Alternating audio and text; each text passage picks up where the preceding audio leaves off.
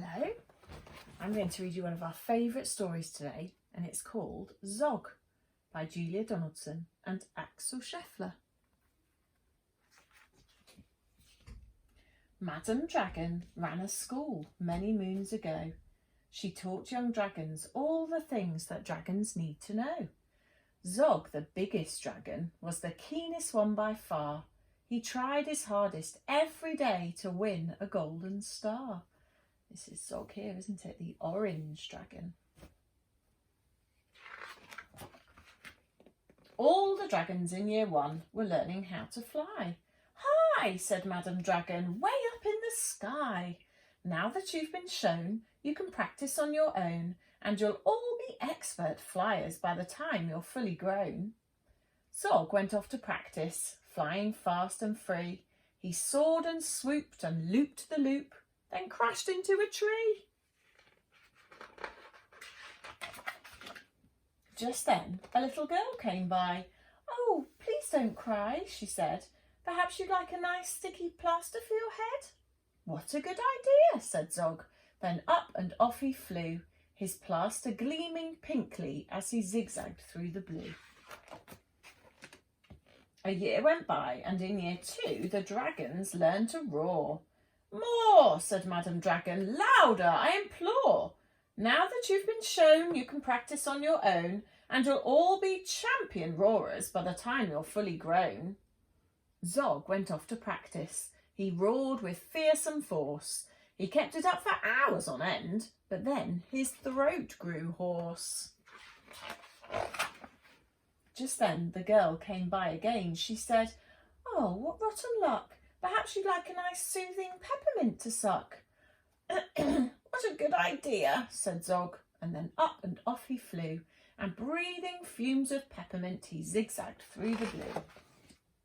A year went by, and in year 3 the dragons learned to blow.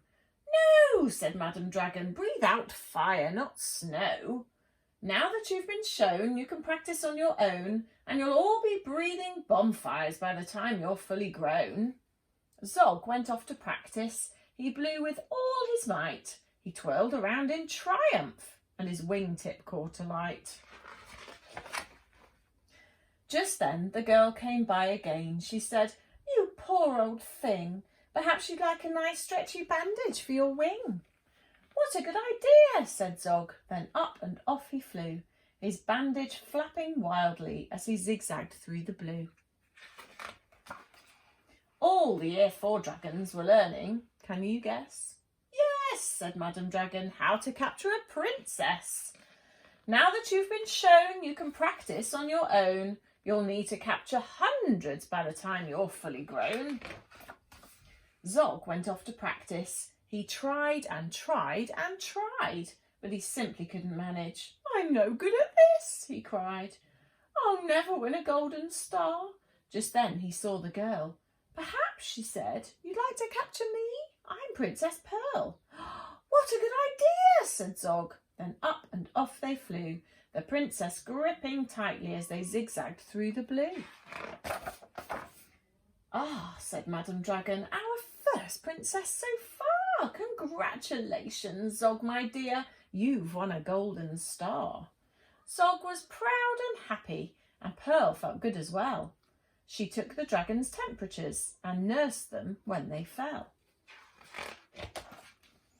A year went by, and in year 5 the dragons learned to fight. "Right," said Madam Dragon, "here comes a real live knight." Up spoke the knight. "My name," he said, "is Gadabout the Great. I've come to rescue Princess Pearl. I hope I'm not too late." Zog breathed fire and beat his wings. "You can't! She's mine!" he roared. "Oh, no, she's not!" yelled Gadabout and waved his trusty sword. The other dragons crowded round and watched them all agog. Who was going to win the fight, Sir Gadabout or Zog? Then Princess Pearl stepped forward, crying, "Stop, you silly chumps! The world's already far too full of cuts and burns and bumps. Don't rescue me. I won't go back to being a princess and prancing round the palace in a silly frilly dress. I want to be a doctor and travel here and there, listening to people's chests and giving them my care. Me too, exclaimed the knight and took his helmet off his head.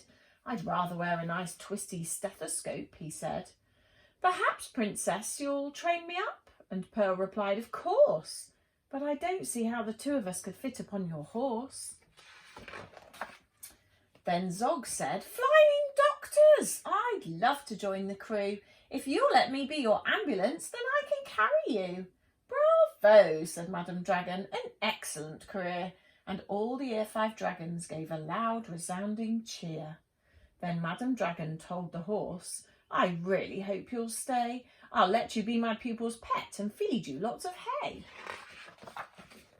What a good idea, said Zog. Then up and off he flew, the flying doctors waving as they zigzagged through the blue.